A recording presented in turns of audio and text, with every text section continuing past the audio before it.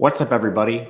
Matt Gajewski here. Back again talking college football. It is week 8, Thursday night football, the real Thursday night football. That is Tulsa versus Oklahoma.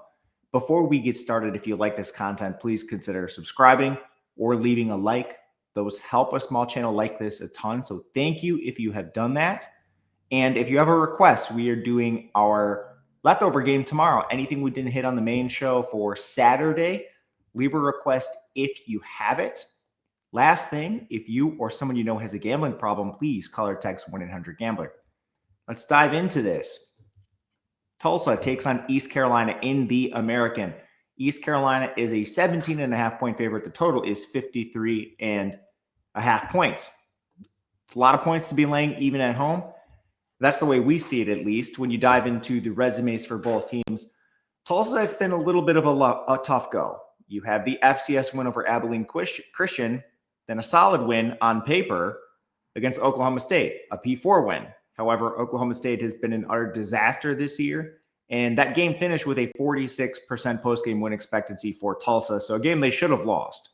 In between all that, they lose to New Mexico State. Now, that game was a little different. They had a 56% post-game win expectancy, crushed them in yards per play.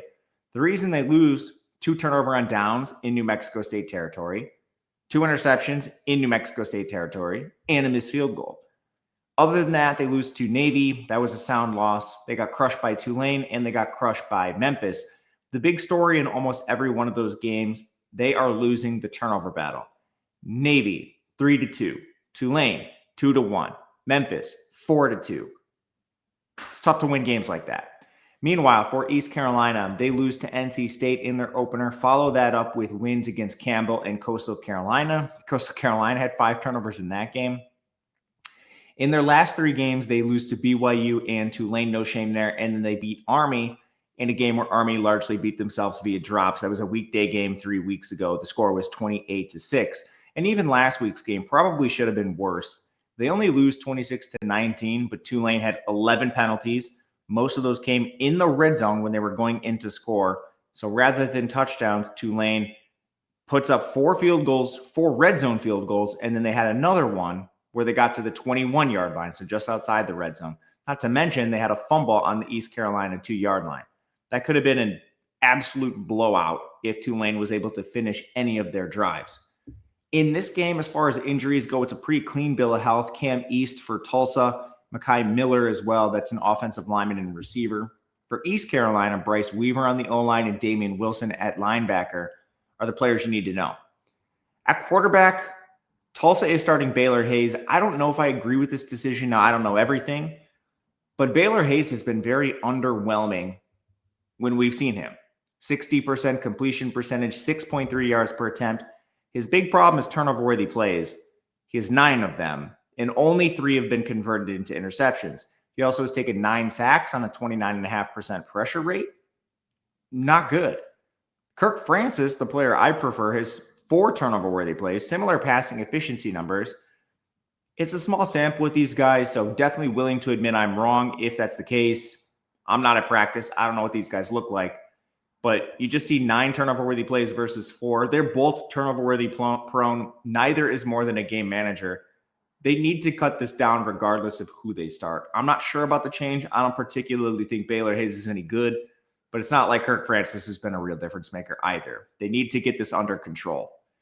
And have decent skill position players. You would think they would be better than this. Tulsa's 111th in receiving, and they're 84th in rushing. Their backs, led by Dominic Richardson, 4.8 yards per carry. It's a little below average compared to his expectation, but it's still pretty good. And this is a Baylor transfer at running back. There are potentially better days ahead. At receiver, tight end, they have quality transfers. Micah Teese is from Texas A&M. Tight end Brody Foley is from Indiana. Zion Booker is the leader of this team in receiving, but Teese has missed 2 games. So there's some untapped upside with the skill players as well, just given their pedigree. Not sure how they come in 111th overall. Maybe they've definitely dropped some passes, so you got to at least say that. The offensive line, this is the real problem with the entire unit, I think. And it leads to struggles in the running game. We saw that with Richardson, below 5 yards per carry. We've seen that with just QBs under pressure. It's a near 30% pressure rate for this team. So they come in 115th in pass blocking, 127th in run blocking. Context, they played some pretty good defensive lines, but honestly, this offensive line was not expected to be good. They're still doing some weird stuff. Right guard is a rotation between Hunter Erb and Cody Hornsby. It's just a bad unit, regardless of opponent. The question is, can East Carolina take advantage of this? The answer for me is maybe. This is a bad East Carolina defense, but they're a little better up front. 91st in both run defense and pass rush. Where you beat this team is over the top. They are 120th in coverage. They've played some decent offenses. NC State and BYU are top 50. They allowed over 9.4 yards per attempt to CJ Bailey and Bear Bachmeier. They also allowed 9.8 to Tulane's Jake Retzlaff.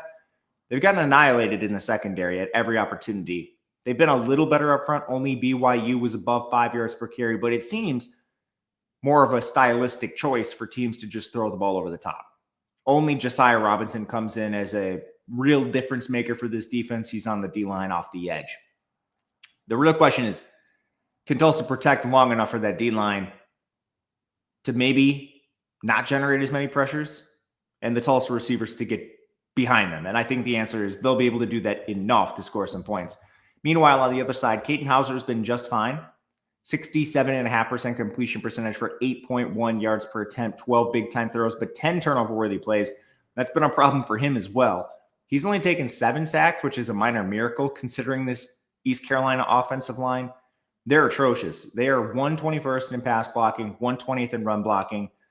You could argue they've played like 2 or 3 good defensive lines, but even against the bad units, they played poorly. This O-line is downright awful. It was expected to be the worst unit in the American coming into the year, and it looks like they might be down their best offensive lineman, Bryce Weaver. This is something to monitor because the drop-off between him to Cooper Chinovsky is unbelievably big. This is a huge drop-off, and it is an impactful loss for a unit that's already bottom 15 in the country. This could put them towards the bottom 5. And it's really affected the run game more than anything. You really see just Marlon Gunn above 4 yards per carry, and he's a very specific runner. He's the short, stocky, slam the ball into the back of your offensive line. You need 3 yards. He's getting you 3 yards, and he's not getting much more. Whereas like Parker Jenkins and Montgomery are a little bit different, and they haven't been afforded space by this unit. Somehow the receiving game is still 58th, and this is a credit to Hauser. Somehow only taking 7 sacks on this level of pressure is a miracle. And because he has been able to generate so much time with his legs in the pocket, Anthony Smith, 406 yards. Yannick Smith, 370 yards. Brock Spalding, 337. They have a decent tight end in Javonte Connor. This is one of the best receiving corps in the American, if not the best. So I think there is the potential for them to move the ball in Tulsa's defense. That unit has been very good. So we'll see what this matchup looks like. Probably the biggest mismatch in the game is this Tulsa D-line against East Carolina's O-line. Tulsa 7th, 17th in run defense, 21st in pass rush, and 30th in coverage. The hole you could poke. They've played probably 3 good offenses if you're being generous to Tulane. Navy and Memphis are very good. Memphis, they were at 8.9 yards per pass attempt. Navy runs the triple option, but they were still at 9.4 yards per attempt. And then even Retzlaff was at 7.9. On the ground, Navy runs the triple. They were up to 5.9 yards per carry, and Oklahoma State hit 5.6. Other than that, they've been pretty good. So this is, I think, a solid data point for Tulsa. You're facing a different kind of offense compared to a lot of those. Those are mostly power run games, Navy with the option. Tulane definitely running it. A run first attack, and even Memphis isn't passing as much as previous, probably just because Brendan Lewis is their signal caller. But this front is good. Tim Hardiman, Nakia Johnson, Jadan Burnett, that's the best unit they have, that defensive line. That's where all those guys play. Ray Coney's been good at linebacker. And then you have a couple good defensive backs in Elijah Green and Zach Williams.